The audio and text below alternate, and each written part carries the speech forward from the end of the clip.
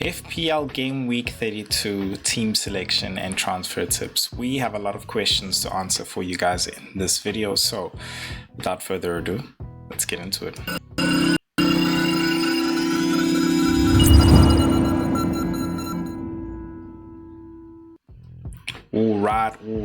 All right, guys, right off the bat, let's just get into it. So a lot of you guys are asking yourself, which is the best chip to play, triple captain or bench boost in this game week 32? Well, it's very easy, guys. Quite frankly, it's triple captain, okay? Because you have the best triple captain options here right now, which is Isak with two game week homes, two games at home against Crystal Palace and Manchester United. The other issue is with the bench boost, it's very hard to actually predict who is going to be playing in the other fixtures, and I mean other fixtures as in like great game week fixtures, single game week fixtures like the Aston Villa at home against Southampton.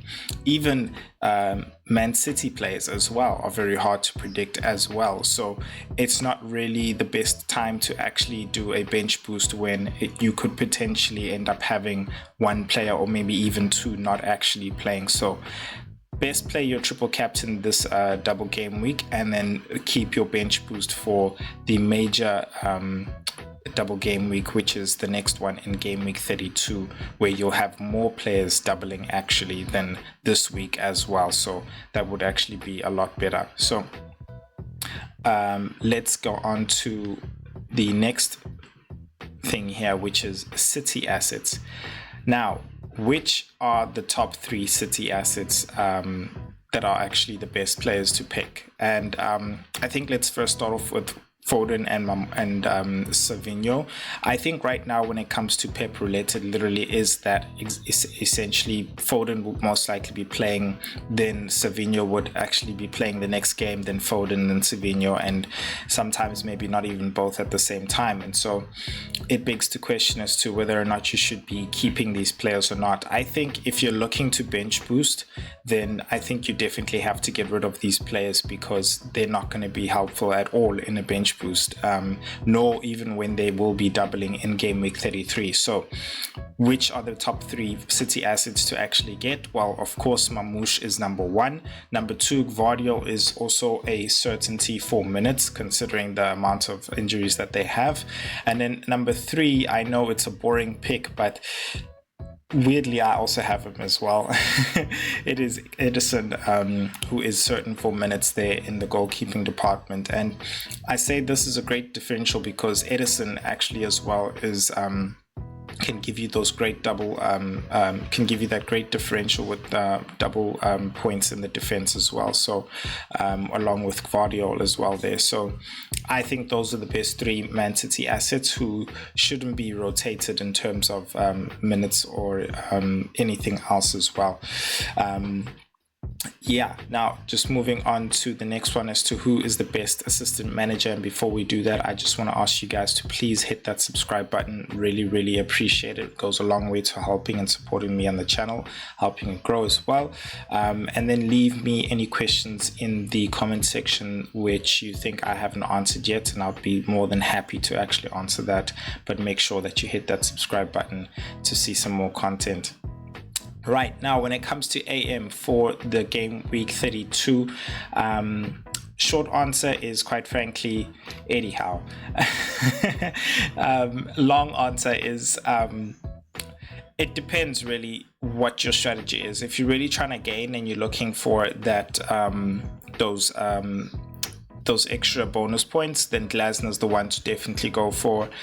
He does have tough fixtures for himself, and that's what, you know, the underdog team quite frankly is, and gets those extra bonus points for them. But if you're looking to protect your rank and make use of extra double fixtures, then Eddie Howe's definitely the man to go for in this double game week. So ask yourself, where are you? Are you trying to gain rank, or are you trying to protect your rank? If you trying to gain, then Glasner is the man to go for and take a chance on him. And if you're trying to protect it, then Eddie Howe's the man. Now let's move on to Villa assets, so that we can actually see which Villa assets do we think are going to be the ones. So who are the top 3 Villa assets to go for in double game week 32? Now, we all know Morgan Rogers featured in both the Premier League and the Champions League as well, scoring as well. So Morgan Rogers seems fairly safe as well. I think he did finish 90 minutes in both games. I know definitely in the Champions League. So I think he's definitely number 1. Ollie Watkins didn't start the Champions League game, so I do think he too will be playing. Sorry, excuse me about that. I do think he too will be playing in that game. Because Rashford did start there as well. And then when it comes to a third asset to be boring, it definitely would be Martinez. I think he's absolutely safe. But if you are looking for a midfielder / attacker, then the other player would definitely be Amalin, who wasn't registered for the UEFA Champions League. The only issue with him is once we get to round about game week 30, after game week 33, he might become an issue considering whether or not they actually continue to be in the Champions League. Because rotation will be, he's basically not the starting player, so they'll most likely play a Rashford over him, or maybe even a Bailey as well. So right now I would say Watkins, Rogers and Martinez. If you're looking in defense, Konsa is usually played by Emery, but I think because of last night, and you're going for somebody else, Mings is somebody who didn't feature in the game. He was on the bench for the Champions League, so I do assume that he will be playing in this game week's match against Southampton. So those are my predictions when it comes to Aston Villa there. Now, transfer tips when it comes to general players. What I wanted to do for this short clip is actually take a look at a free hit team put together by the Fantasy Football Hub. And the great thing I want to do in coming into this point here is Fantasy Football Hub do have a 7-day free trial, which you can get by grabbing the link in the description. And the best part is you get 30% off if you decide after the 7-day free trial that, hey, I really love this, I want to go with it. Guys, it is the best time to actually go and get this trial right now, because it is basically chip season and they help you with everything. The AI Hub, as you can see, has free hit, has AI teams for both free hit and wild card, and they compare it to your actual team. So the comparison you see right below here is actually comparing this free hit team to my current team right now, which I'll take you through when I show you what my team selection is now. In terms of this week, as I mentioned, in goals they have Martinez against Southampton. So if for you guys who have mainly Raya and Martinez are undecided as to who you should go with, I too will go along with the Hub AI and go with Martinez definitely for this week. I do feel like Arsenal have been conceding a lot. I think Verbruggen is the backup goalkeeper here, mainly of course because of the Leicester fixture and of course price as well. Then going in defense, you can see that Trippier is favored above Livramento, despite Livramento scoring more. Kivio, I think, is the cheap defender transfer that a lot of your guys would most likely be going after if you haven't already gone for Saliba. Seeing how he performed against Real Madrid really did help as well. Then the surprise man, Connor Bradley, making an appearance in game week 31 as well, is another favorite that a lot of your guys are going for. Would I be rushing to him? Not necessarily. I think first hear what Arne Slot has to say about him and whether or not his minutes are good, because we all know that Jones can also still do a job creatively in that right back position there, and you wouldn't want to have another player coming off having to play on the bench as well. Then we have Cucurella and Vardiol on the actual bench there, based on the points prediction there. And then in the midfield we have Saar as well as Eze, and then Murphy, Salah and Palmer. I think that is very much template when it comes to the community as to who we actually have there as well.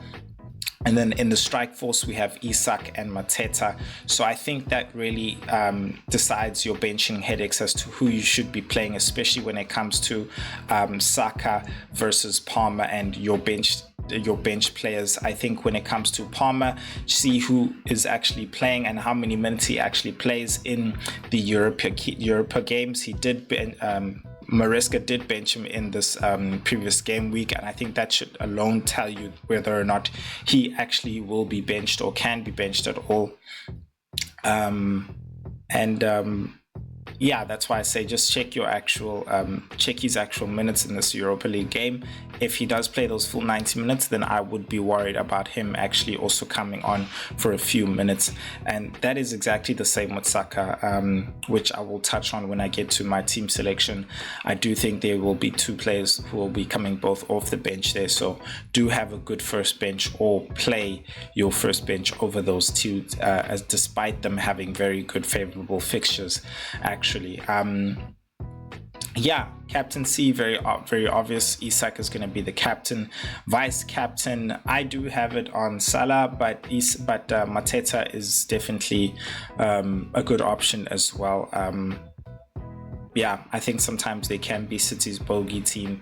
They just don't have a defense going into that game with Lecroc's head injury, as well as a red card as well to Gehi. So yeah, Cunha is back there being the first man on the bench there. So right now just not necessarily the best time to bring him in. I do feel like his entry point is great in game week 34 when it is a blank game week for most, and he has a very good favorable fixture there as well. And then Cucurella really just having a good fixture there, but then again was also benched during the weekend, so I would be cautious when it comes to Chelsea players as well, in those situations as well. Cool. Now, didn't get to go through this part, but before I do want to ask, if you're still around, please can you hit that subscribe button? Really appreciate the support there, and would really love it from you guys. If you could show support for the channel, it really goes a long way. For all of you guys who are subscribed, get in. Cool. Now let's go on to the Fantasy Football G League table. At number 1, the Tempestuous Sea, captaining Isak as well, not necessarily having the luck there when it came to that captaincy, but still doing well and getting his green arrow as well. Right behind him is Killer Squad, following. Just you cannot close the gap. It's just not going anywhere. It is constantly 60 points. No matter how many points I score over, it's 60 points all the time. But that's very good. And he's playing his the Tempestuous Sea is also playing his AM chip. So definitely got that one over me. Marcel Oscar as well, not necessarily having the best of game weeks, but still getting away with it with 43 points, which is very good. Slot them away being saved there by Murphy as well, having a bad captaincy. Salah, him scoring 60 points with Stingers FC maintaining that number 5 spot there. Right behind him, Sono making a huge jump into the number 6 Sono FC. Right behind him, Osaka Boom dropping right behind, but also making a bit of a jump as well. Macaroni and Cheese coming out of nowhere to jump back into the top 10. Unbelievable. Honestly unbelievable. Bloodline FC being tied there with Dallas Dominators. Oh, and I say tied because they tied number 9, making it the top 10, and that could have been the very first time Dallas Dominators is seen outside of the top 10. It is getting hectic in the run-in, ladies and gentlemen. Hectic. That being mentioned, how am I going to close the gap towards the Tempestuous Sea and open up that gap between Marcel and slot them away, Stingers FC and the rest of the boys? So in my team so far, what I've decided to do is put Alisson Becker in the in the lineup ahead of Edison. He is still yellow flag, but it was off of him following protocols with the concussion that he had in the Brazil fixture. So I'm very, very confident that he should play this game week as well. Then in the defense, I've got 3 defenders: Trippier with the double game week, Vardiol against Crystal Palace, and Munoz there as well. I was thinking about putting Kirkes ahead of him playing Fulham. I just feel like that game is changed now because of Palace's defense not necessarily being there. So I think that it might not necessarily help their attack. And that's not something you really want to hear when you know you've got double Crystal Palace attack as well, with Mateta and another asset there as well. Getting into that, we have Mo Salah, Semenyo, Gordon, and Eze. Now, I think Gordon's the one to talk about there because we haven't heard anything about him yet, but I am truly hoping that he can still make it for one of these games. And in all honesty, when I put him in my wild card, it was essentially for this double game week, as well as the blank game week where he plays Ipswich. And so I have made the decision to keep him in because I know what he can do when he is available, and I do favor him more so than Murphy. I'm not going to just go on recency biased. I know quality, the cream always rises to the top. So once Gordon is back, which I believe is soon, especially since Eddie Howe hasn't necessarily been saying it's been a major injury or anything, and he's been well rested by now. So yeah, he should be back and playing some good minutes there, and I'm happy to keep him even through to 34 as well. I don't want to waste a transfer. I do have one free transfer, and I just want to keep that right now and roll it over. Then in the strike force, looking at the bench as well, we have Isak with the captaincy, Evan Nelson, and Mateta.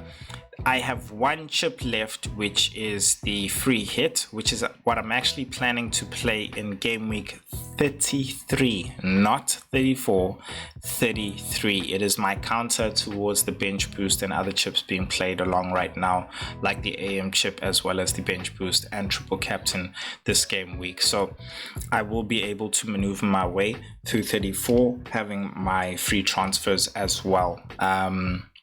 So yeah, happy with Evan Nelson as well. It's a big differential there in the past few game weeks as well. Saka first on my bench, of course, only because Arteta did say that he was fine. He believes he just had a kick. It wasn't actually an injury, even though people saw him limping off. So I'm fairly okay with him. I know he's all right, but I do believe that he's not necessarily going to start, and I think he's going to have very few minutes in that game.